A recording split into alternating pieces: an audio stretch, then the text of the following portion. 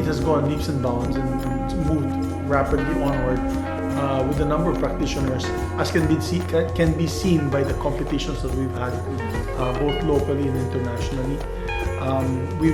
You could see the participation of the different events all around the country, like the Philippine National Games, the Batang Pinoy Games, and even the Palarong Pambansa. Arnis is one of the most has one of the most number of participants. It's grown larger by the years, and of course a lot of it has to do with the passage of the law recognizing Arnis as the Philippine National Martial Arts and so on. My job really is to keep it united under all different styles. It's unity through diversity, and what we did initially was to come up with the rules, to manage the joint unified rules, so that every style could participate.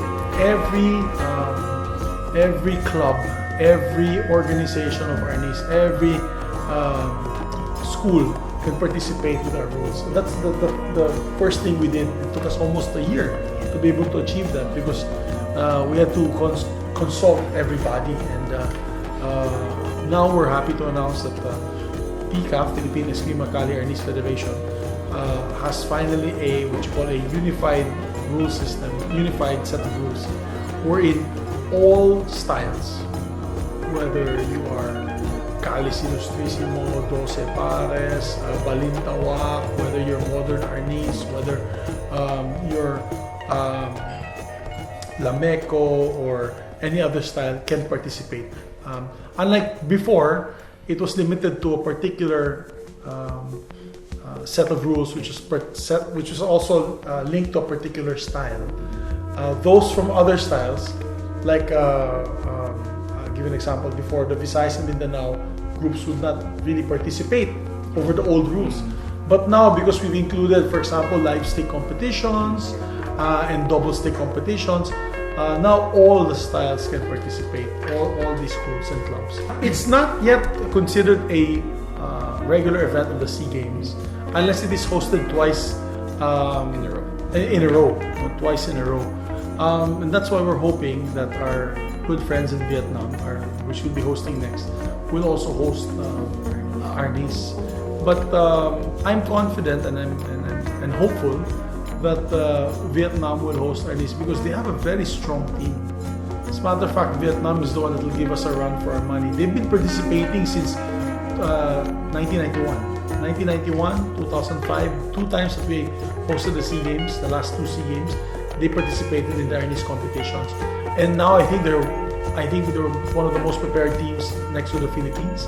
They have a very good coach, si Gatsby, and he's a Filipino coach. And they've been going around the world, actually, also competing regionally for Arnis. So we're hoping that they host Arnis, because we have a commitment also already from our friends in Cambodia, which will be hosting 4 years from now, after Vietnam, that they will host Arnis also. So if that happens, if Vietnam confirms that they will host Arnis in the SEA Games in 2021 and 2023 also with Cambodia, then definitely SEA Games will be already a SEA Games regular event. So I'd say Vietnam is our top rival. I'd like to also, Vietnam is the top rival, but also that Myanmar, the teams from Myanmar and Cambodia are also doing very, very well. We had some tune-up events with them, and they've learned quickly of our techniques and styles. We also lent them Filipino coaches. There's 2 Filipino coaches with them, with Vietnam and Cambodia. And they're a very resilient and very tough players. Some of them are even ex-military, ex-soldiers, ex-police. So it's going to be a good fight. Right now, I'd say that our main rivals would be Vietnam, but I'm sure Cambodia and Myanmar will give our kids a run for their money. So that's the $1 million question.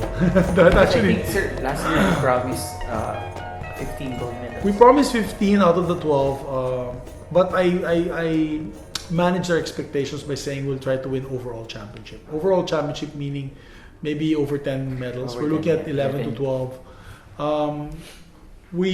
I don't want to. I'd rather give a low number and go higher than that than actually giving a high number and then we're below Yeah. expectations. To be very honest about it, we're also happy to share the goals. We're also happy to share the wins with our neighboring countries, because it's also, we also have to how do you say, we also have to be respectful of our SEA Games partners. Our kids are training very hard and they're gonna work and they're gonna do their best. But I'm sure the other teams are doing the same thing, so it's gonna be tough competition.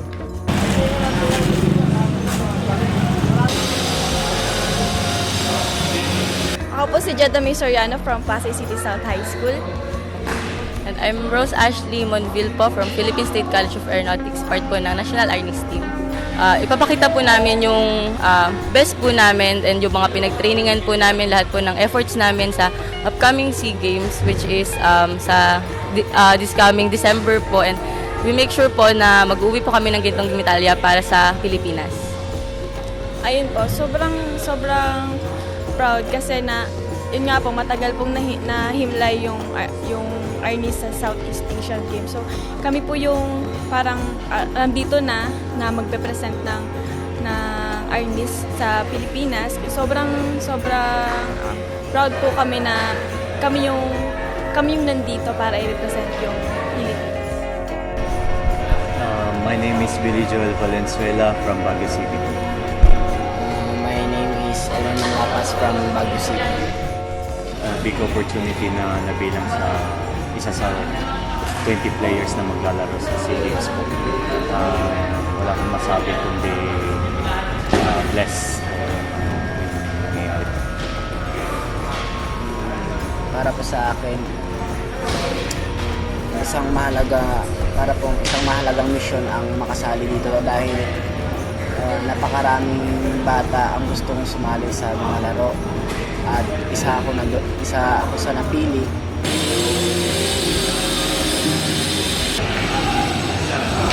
Ako po si Richard Gialo po, head coach na Philippine National Arnis Team. Kung target lang naman, siyempre ang gusto natin 20. Kung target. Pero kung isasama natin yung yung mga factors, siguro maganda na ang 14 to 15. Ting sa strength and conditioning, meron tayong kinuhang specialist dyan. Sa nutrition, meron din provide ang PSC ng nutritionist. So, I think handa naman tayo sa lahat ng aspetong yun. Itong this week tsaka next week, may plano rin na meron din mga sports psychologists na mag-a-attend sa mga bata. Kung makukuha natin ang overall championship, maraming mga bata na gugustuhin na mag-aral din dahil everyone likes champions. So kung champion tayo, magugustuhan nila tayo.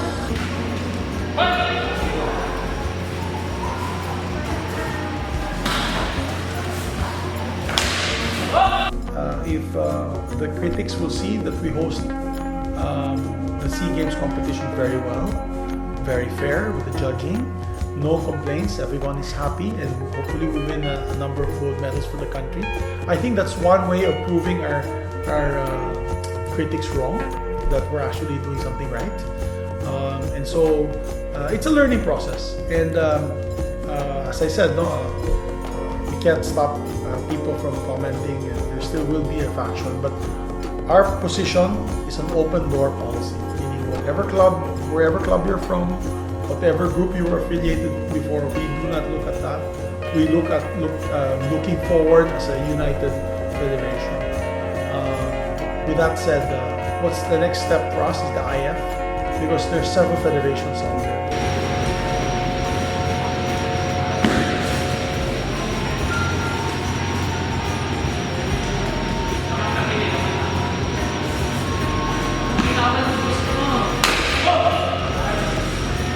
We have to spread the international federations all around the globe, not just the Philippines or for its neighbors here in SEAG. So that's the challenge. It's a difficult challenge because we're starting from scratch. Unlike basketball, football, tennis. I mean, they have had established international federations the last 100 years or several decades. So kami, that's what we're going to try to establish.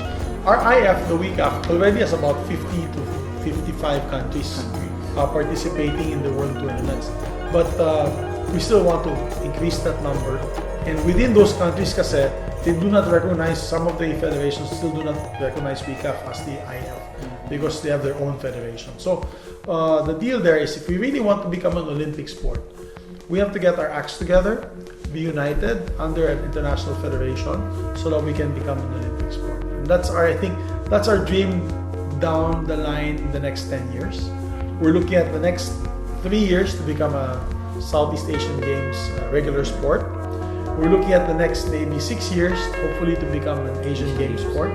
And then maybe 10 to 15 years down the line to become an Olympic sport. Or at least a demo sport at the very least.